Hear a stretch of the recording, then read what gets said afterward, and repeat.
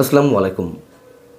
প্রিয় দর্শক, আওয়ামী লীগ এবং বিএনপির মধ্যকার এই মুহূর্তের যে উপলব্ধি, যে একটি মুক্তিযুদ্ধভিত্তিক বাংলাদেশের রাজনীতির জন্য দুই দলই একে অপরকে ছাড়া এই মুহূর্তে আর অন্য কিছু সম্ভব নয়, সেটাই যদি সত্য হয় তাহলে নিশ্চয়ই আমাদের আশা জাগানিয়া কিছু থেকে যায় অন্তত। এবং বিএনপি ক্ষমতা থাকাকালীন সময়ে শেখ হাসিনা সহ আওয়ামী লীগের উপরে যে ২১শে আগস্টের বর্বরতম হত্যাকাণ্ড বা বর্বরচিত হামলা, অথবা আওয়ামী লীগ সরকারের সময় খালেদা জিয়াকে তুচ্ছ কোনো মামলায় দীর্ঘদিন কারা অন্তরীণ করে রাখা, অথবা তারেক রহমানকে দেশের মাটিতে ফিরতে না দেওয়া, এই সব কিছু কি সবার কাছে, দুই দলের কাছেই নতুন কোনো উপলব্ধি জন্ম দিচ্ছে?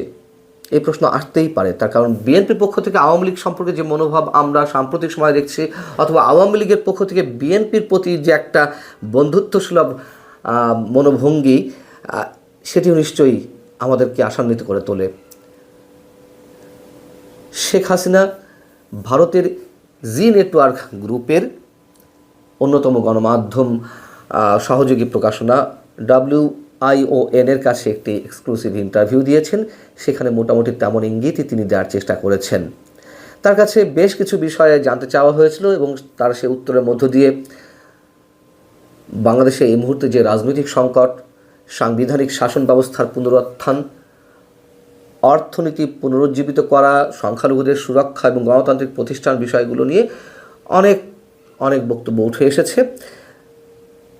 তার কাছে দ্বিতীয় যে প্রধান প্রশ্নটি ছিল জি নেটওয়ার্ক গ্রুপের পক্ষ থেকে, যে তারেক রহমান এবং বিএনপি কি আপনার কাছে বিশ্বাসযোগ্য? শেখ হাসিনা কী বলছেন? তার কথাগুলো খুবই ইম্পর্ট্যান্ট। তিনি বলছেন যে বিএনপি এবং আওয়ামী লীগের সংসদীয় বিরোধী হিসেবে দীর্ঘ ইতিহাস রয়েছে। আমরা যখন শাসন করেছি তারা আমাদের বিরোধিতা করেছে, আবার যখন বিএনপি শাসন করেছে আওয়ামী লীগ বিরোধিতা করেছে। গণতন্ত্রে এভাবেই রাজনৈতিক প্রতিষ্ঠানগুলো কাজ করে যাওয়া উচিত। একটি শক্তিশালী সুস্থ বিরোধী দল শাসন ব্যবস্থাকেই শক্তিশালী করে। খুবই যৌক্তিক কথা। এখন এই বিষয়গুলো দু দলের মধ্যেই সত্যি যদি উপলব্ধি হয়, নিশ্চয়ই সেটা আমাদের জন্য শুভকর। তিনি বলছেন, তবে আমাদের এই তথ্য ভুলে যাওয়া উচিত নয় যে সরকারি তহবিল আত্মসাতের অভিযোগে দোষী সাব্যস্ত হওয়ার পর তারেক রহমান লন্ডনে দীর্ঘ ১৭ বছর নির্বাসনে কাটিয়েছেন। নেতৃত্বের জন্য যে জবাবদিহিতা এবং সশরীরে মানুষের কাছে উপস্থিতির প্রয়োজন, সেটি তো বিদেশে বসে থেকেই শুধুমাত্র নির্দেশ দিলেই দল চলতে পারে না, এটা গণতন্ত্র হয় না। এই বক্তব্য অনেকেই আপত্তি জানাতে পারেন। আমারও মনে হয় যে এই মুহূর্তে এই কথাগুলো না বলাই ভালো ছিল। তিনি বলছেন, আবার পরিস্থিতি অনুকূলে এলেই হঠাৎ করে দেশে ফিরে আসা, এগুলো শুভ লক্ষণ নয়।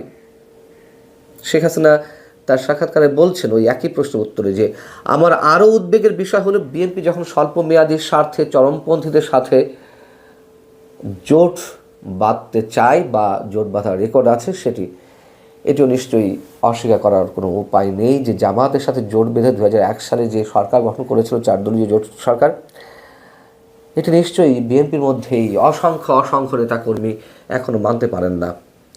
এবং যেই কথাগুলো এখন বিএনপির পক্ষ থেকেই শীর্ষ নেতৃত্বের জায়গা থেকে উচ্চারিত হচ্ছে, স্বাধীনতা বিরোধী শক্তি কারা ছিল, কারা মুক্তিযুদ্ধে বাংলাদেশের ধ্বংসযজ্ঞে মেতে উঠেছিল।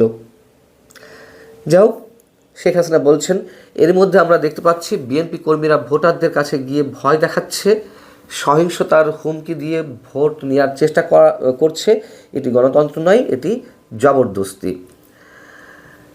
এবং তিনি সবচেয়ে গুরুত্বপূর্ণ যে মেসেজটি দেওয়ার চেষ্টা করেছেন, তিনি বলছেন যে যদি বিএনপি পরবর্তী সরকার গঠন করে তাহলে আমি তাদের আওয়ামী লীগের উপর থেকে নিষেধাজ্ঞা তুলে নেওয়ার মাধ্যমে আমাদেরকে বৈধ বিরোধী দল হিসেবে কাজ করার সুযোগ দিয়ে যথাযথ সংসদীয় গণতন্ত্র পুনরুদ্ধার করার জন্য অনুরোধ করব। প্রকৃত বিরোধী দল ছাড়া সংসদ মোটেই কার্যকর নয়। তিনি আসলে এটি কোন আঙ্গিকে বলেছেন, এটি একটু ভেবে দেখার বিষয়। এই বিষয়টি আমাকেও বেশ ভাবাচ্ছে, আসলে তিনি কী বলতে চেয়েছেন। তার এই বক্তব্যের মধ্য দিয়ে কি আমরা ধরে নেব যে আওয়ামী লীগ পুরোপুরি নিশ্চিত হয়ে উঠেছে যে নির্বাচন অনুষ্ঠিত হতে যাচ্ছে বা সম্ভাবনা রয়েছে 12 তারিখে, সেই নির্বাচনের মধ্য দিয়ে বিএনপি সরকার গঠন করছে। আওয়ামী লীগের আর ন্যূনতম কোনো সম্ভাবনা নেই এই নির্বাচনে অংশগ্রহণের। এবং এই প্রশ্নগুলো যদি ওঠে তাহলে নিশ্চিতভাবে বলতে পারি এর কোনোটিরই সদুত্তর বা নিশ্চিত করে ডেফিনেট করে কিছু আমরা বলতে পারবো না।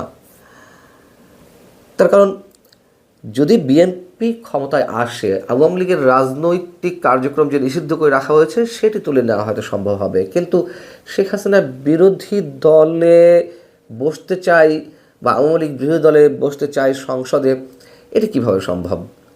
আবার তার এই কথার মধ্যে দিয়ে কি আমরা ধরে নেব যে আসলে এই নির্বাচনটি হচ্ছে না, শিডিউল পিছিয়ে যেতে পারে, সেক্ষেত্রে নতুন যে শিডিউল পড়বে সেখানে আওয়ামী লীগের অংশগ্রহণের সুবিধা সুযোগ রয়েছে? আবার সেটিও তো সম্ভব নয় যে তখন তো ওই নির্বাচনের আগে বিএনপি সরকার গঠন করবে কীভাবে? বেশ জটিল মনে হয়েছে তার এই ইঙ্গিতগুলোকে।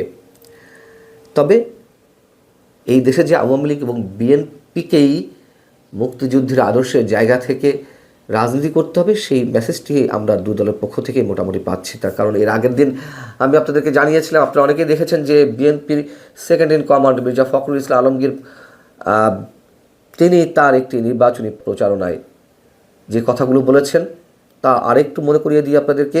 তিনি বলেছেন যে নৌকার যিনি কাণ্ডারি ছিলেন সাবেক প্রধানমন্ত্রী শেখ হাসিনা, তিনি নেতাকর্মীদের ফেলে ভারতে পালিয়ে গেছেন, দিল্লিতে গিয়ে বসে আছেন, আমাদেরও বিপদে ফেলে গেছেন। শেখ হাসিনা থাকলে অন্তত একটি গণতান্ত্রিক ব্যবস্থা চলতো। খুবই সিগনিফিক্যান্ট কথা। এবং এই জায়গা থেকেও আমি কিছু প্রশ্ন আপনাদের সামনে তুলেছিলাম যে মির্জা ফখরুল ইসলাম সাহেব এখন যা বলছেন বা বিএনপি এখন যা বলছে আওয়ামী লীগ সম্পর্কে, সেগুলো কি সত্যি আওয়ামী লীগের এক ধরনের শূন্যতা অনুভব করছে দলটি, নাকি আওয়ামী লীগের ভোট নিজেদের বাক্সে নেওয়ার জন্য একটা সিম্প্যাথি গ্রো করার চেষ্টা করছেন আওয়ামী লীগের ভোটারদের মধ্যে? ভারতের পররাষ্ট্রমন্ত্রী এস জয়শঙ্কর যে আমাদের সাবেক প্রধানমন্ত্রী বেগম খালেদা জিয়ার শেষকৃত্য অনুষ্ঠানে এলেন, তিনি শোক জানিয়ে গেলেন ভারতের প্রধানমন্ত্রীর পক্ষ থেকে তারেক রহমানের কাছে। সেই বিষয়ে প্রশ্ন করা হয়েছিল শেখ হাসিনার কাছে। প্রশ্নটি ছিল এরকম যে ভারতের পররাষ্ট্রমন্ত্রী এস জয়শঙ্কর খালেদা জিয়ার শেষকৃত্যে উপস্থিত ছিলেন, বিএনপি এবং ভারতের সম্পর্ককে আপনি কীভাবে দেখছেন? খুব টেকনিক্যালি আনসার দিয়েছেন শেখ হাসিনা। তিনি বলছেন এটি একটা প্রতিবেশী রাষ্ট্রের সাবেক সরকার প্রধানের প্রতি ভারতের কূটনৈতিক সৌজন্যতা এবং বিষয়টি অবশ্যই শ্রদ্ধার। রাজনৈতিক জীবনে খালেদা জিয়ার ভূমিকা অনস্বীকার্য এবং জাতির প্রতি তার অবদান ছিল তাৎপর্যপূর্ণ। তবে ভারতের মৌলিক স্বার্থ অপরিবর্তিত রয়েছে। ভারত বাংলাদেশে এমন একটি নির্ভরযোগ্য অংশীদার চায় যে স্থিতিশীলতা বজায় রাখতে পারে, সংখ্যালঘুদের সুরক্ষা দিতে পারে, প্রতিশ্রুতিকে সম্মান করতে পারে এবং আঞ্চলিক সহযোগিতা বজায় রাখতে পারে। খুবই টেকনিক্যাল অ্যান্সার, এবং হয়তো তিনি বুঝিয়ে দেওয়ার চেষ্টা করেছেন ভারতের কাছে এখনও এক নম্বর বিশ্বাসযোগ্য দল আওয়ামী লীগই। আরেকটি প্রশ্ন ছিল গুরুত্বপূর্ণ যে আপনার দলকে কীভাবে পুনর্গঠন করতে চাইছেন, আপনার দলের মধ্যে নতুন প্রজন্মের ভূমিকা কী হবে? এই প্রশ্নের উত্তরও সরাসরি দেননি শেখ হাসিনা। নেতৃত্বে কারা আসছে সে সম্পর্কেও কোনো ধরনের ইঙ্গিত দেননি, শুধু নতুন নেতৃত্বের বিষয়টি গুরুত্ব সহকারে তুলে ধরেছেন তরুণ প্রজন্মের মধ্য থেকে। তিনি বলছেন আওয়ামী লীগ কখনো একটি পরিবারের অন্তর্ভুক্ত ছিল না বা একটি পারিবারিক দল ছিল না, এটি লক্ষ লক্ষ বাংলাদেশির অন্তর্ভুক্ত